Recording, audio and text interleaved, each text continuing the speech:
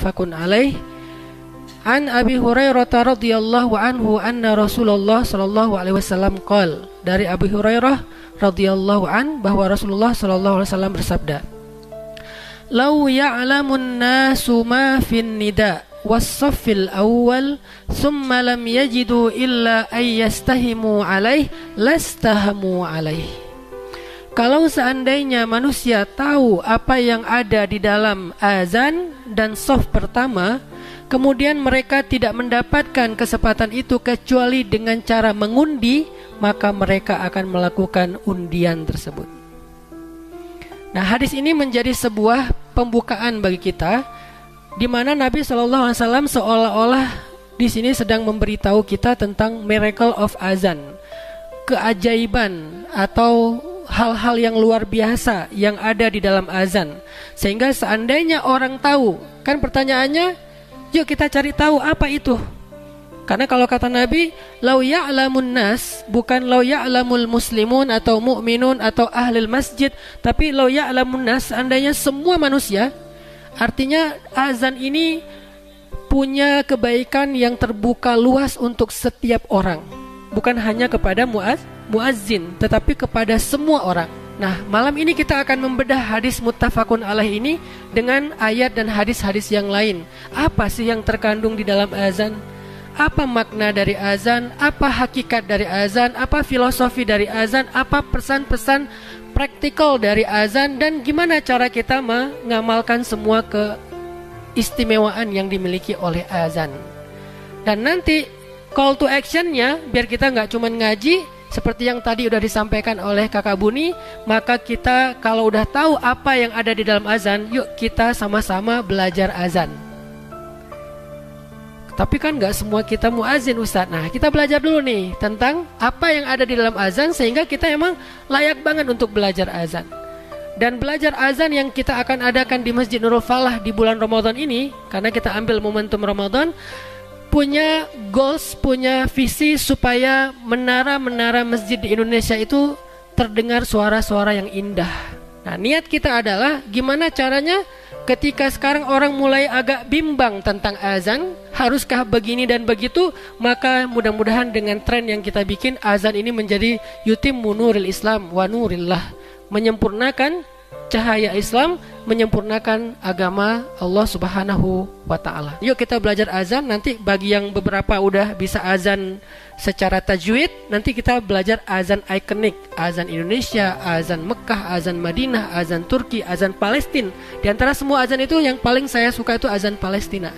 Karena azan Palestina itu iramanya itu kayak mau ngomong, wahai kaum muslimin, kalian kemana aja? Nih lihat Al-Aqsa nih. Seolah-olah dia mau ngomong kayak gitu tuh dalam iramanya. Dulu yang saya ajarin ke Muzammil bukan maqamat, filosofi maqamat. Apa filosofi Bayati, apa filosofi Soba, apa filosofi Hijaz dan seterusnya. Kita nggak belajar irama karena udah pada jago. Kita belajar filosofi irama. Nah, kita pengen itu dimulai dari Masjid Nurul Falah dengan momentum Ramadan tahun ini. Mudah-mudahan anak-anak muda di sini yang hadir malam ini menjadi semuanya man sanna fil islami sunnatan hasanah, yang membuat tren positif di dalam Islam. Itu hadis tren. Jadi kalau bilang dakwah kok tren, pahami dulu hadis-hadisnya. Hadis itu ada sekian juta. Salah satu di antara hadis sekian juta itu man sanna fil islami sunnatan hasanah, siapa yang di dalam Islam itu membuat sebuah tren. Arti tren itu sesuatu yang diikuti, contoh. Kita contohkan belajar azan di bulan Ramadan, insya Allah nanti akan trending se-Indonesia. Nah, sekarang kita coba azannya yang kita trendingkan. Mudah-mudahan nanti di Masjid Nurul Falah yang azannya selain yang udah ada, kita tambahkan anak-anak muda juga supaya variatif. Maghrib azan Indonesia, Isya azan Makkah, subuh Palestina dong. Zuhur asar azan Eropa atau apalah gitu ya nanti. Yang jelas azannya itu variatif dan banyak yang insya Allah akan tertarik ke masjid. Oke, kita akan bahas tentang keistimewaan yang ada di dalam azan. Saya akan bahas dulu dari sejarah azan. Singkat saja bahwa azan ini baru disyariatkan menurut jumhur ulama, bukan ijma ya. Jumhur itu artinya mayoritas ulama. Bersepakat bahwa azan ini mulai disyariatkan pada tahun pertama Hijriyah. Berarti di mana tuh? di Madinah setelah Nabi berhijrah. Jadi ceritanya waktu Nabi berhijrah, program pertama yang Nabi lakukan di kawasan setelah hijrah itu adalah membangun masjid. Beliau hijrah, berhenti di Kuba, beliau bangun masjid yang kelak kemudian dikenal dengan nama Masjid Kuba. Kemudian dari Kuba udah ngumpul semua, lanjut masuk ke dalam kota Madinah, karena dulu Kuba tidak disebut sebagai kota Madinah. Setelah masuk ke kota Madinah juga yang pertama dilakukan Nabi adalah membangun masjid. Udah dibangun masjid oleh para sahabat, kemudian mereka bingung, ini gimana cara manggil orang ke masjid untuk sholat berjamaah sehari 5 kali. Ada yang ngusulin bikin api di atas bukit, kalau udah kelihatan api ke masjid. Wah, mirip Majusi, kata yang lain. Ada yang ngusulin pakai trompet, saksofon ya, voice, Kennedy ya. Ternyata ini mirip dengan orang Yahudi. Oh, ada yang ngusulin pakai lonceng. Kalau lonceng lebih keras suaranya, katanya mirip Nasrani. Akhirnya disepakatilah kita panggil aja dengan kalimat as-salatu jami'ah. Belum ada azan. Jadi setiap waktu sholat, Bilal dipilih oleh Nabi. Nah pertanyaannya, kenapa Bilal? Bukankah ada Abdullah ibnu Mas'ud? Siapa dia? Sahabat yang bacaan Al-Qur'annya persis Jibril. Persis Jibril. Jadi kalau mau tahu gimana bacaan Jibril, lihat Ibnu Mas'ud. Masalahnya gak ada rekaman ya, gak ada Spotify ya zaman itu ya. Kalau ada udah trending banget itu. Saking kerennya bacaan Ibnu Mas'ud. Kenapa gak Ibnu Mas'ud? Kenapa gak Usaid bin Hudair? Sahabat yang kalau baca Quran awan ngumpul di atasnya. Coba yang gaya-gaya sekarang yang jago maqamat, coba baca Quran ada awan gak di atas kita? Gak usah sombong deh, biasa aja.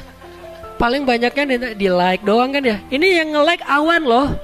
Itu kan yang nge-like cuma cewek-cewek tuh. Ini yang nge-like awan. Keren mana coba? Awan nge-like sampai muncul di atas kepalanya Usaid bin Hudair. Siapa lagi? Abdullah ibnu Abbas, yang kalau dia baca Quran malaikat turun dari langit sampai penuh langit itu seperti cahaya bintang. Kenapa bukan mereka? Kenapa Bilal? Karena Bilal suaranya paling lantang tapi gak ngeganggu. Ini perlu utuh nih. Karena ada yang suaranya lantang mengganggu. Ada yang suaranya indah tapi gak lantang, gak ada yang dengar ya. Nah Bilal udahlah lantang, gak mengganggu. Karena lantangnya Bilal itu lantang yang penuh dengan estetik.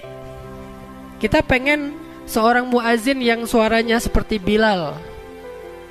Makanya istilah lain dari muazin itu kalau di Indonesia Bilal. Sehingga yang perlu diperbaiki dari masjid-masjid kita di Indonesia adalah, adakah Bilal? Apakah kita sudah mengikuti Bilal? Itunya yang kita perlu perbaiki. Sehingga dilakukanlah pelatihan azan supaya semakin banyak kader-kader Bilal millennials. Oh, ada istilah baru. Tapi waktu itu masih panggilannya as-salatu jami'ah.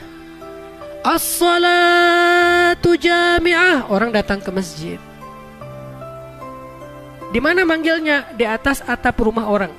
Karena dulu Nabawi belum ada menara. Akhirnya Bilal mengumandangkan kalimat as-salatu jami'ah di atas atap rumah orang yang paling dekat dengan masjid. Kenapa kok di atas? Supaya terdengar sampai ke pinggir kota Madinah. Gak lama kemudian suatu malam seorang sahabat Abdullah bin Zaid bermimpi. Dalam mimpinya Abdullah bin Zaid melihat seorang laki-laki nenteng lonceng, lagi bawa lonceng. Sama Abdullah dipanggil, ala rijlik ya Abdullah, sebentar saya pengen ngobrol, kata Abdullah bin Zaid. Ada apa? Apakah kamu menjual lonceng itu untuk saya? Laki-laki itu menjawab, untuk apa kamu membeli lonceng ini?